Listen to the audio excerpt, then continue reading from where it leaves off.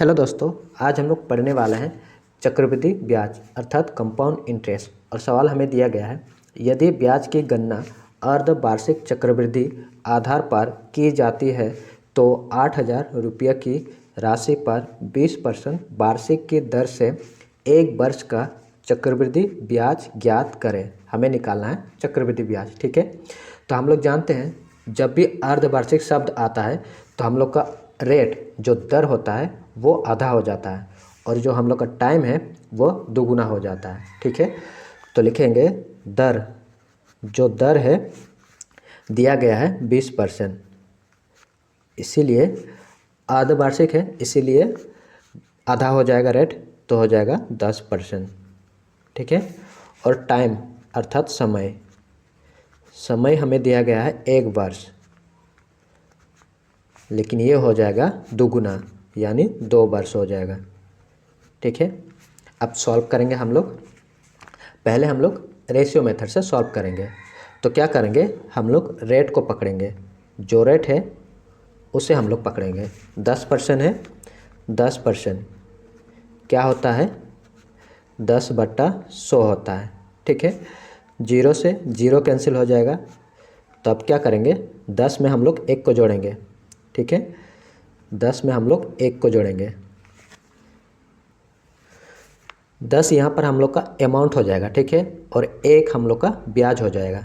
तो जोड़ेंगे तो ऊपर हो जाएगा 11, नीचे 10 हो जाएगा। अब 2 वर्ष बोला है इसीलिए हम लोग 2 बार करेंगे। क्या करेंगे 10 से 11, 10 से 11, फिर 10 से 11 करेंगे। ठीक है, अब क्या करेंगे गुना कर देंगे, 10 गुना करेंगे तो हो जाएगा 100, और 11 गुना करेंगे तो 121 हो जाएगा। ठीक है, ये हम लोग का होता है प्रिंसिपल अर्थात मूलधन, जो पैसा हम लोग जमा करते हैं, और ये हो जाता है, ये हो जाएगा हम लोग का अमाउंट जो हम लोग को मिलता है 2 साल के बाद। ठीक है, और इनके बीच में जो अंतर होता है वही होता है हम लोग का चक्रवृद्धि ब्याज। ठीक है, तो यहाँ पर प्रिंसिपल 100 आया और हमें प्रिंसिपल दिया गया है, जमा राशि 8,000 दिया गया है, 8,000 दिया गया है।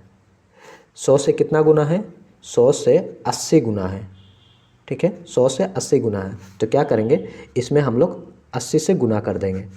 कितना हो जाएगा 0 1 0 0 0 हो जाएगा। 8 एकम 8, 16 का 6, 1 हासिल, 8 एकम 8 और 1 9, 0 8 6 9 हो जाएगा। ठीक है, प्रिंसिपल हम लोग का 8,000, अमाउंट आ गया, अमाउंट 9,680। इसका अंतर देखेंगे कितना हो जाएगा 0 0 0 हो जाएगा। 8 से 0 घटेगा तो 8 ही होगा, 6 से 0 घटेगा तो 6 ही होगा, और 9 से 8 घटेगा तो 1 हो जाएगा। 1,680 हम लोग का कंपाउंड इंटरेस्ट हो जाएगा। ठीक है, ये हम लोग का आंसर हो जाएगा। ऑप्शन सी हम लोग का सही उत्तर हो जाएगा। ठीक है, अब हम लोग सॉल्व करेंगे इसी सवाल को थ्री मेथड से हम लोग सॉल्व करेंगे। ठीक है, तो ये हो जाएगा हम लोग का पहला साल और ये हो जाएगा हम लोग का दूसरा साल।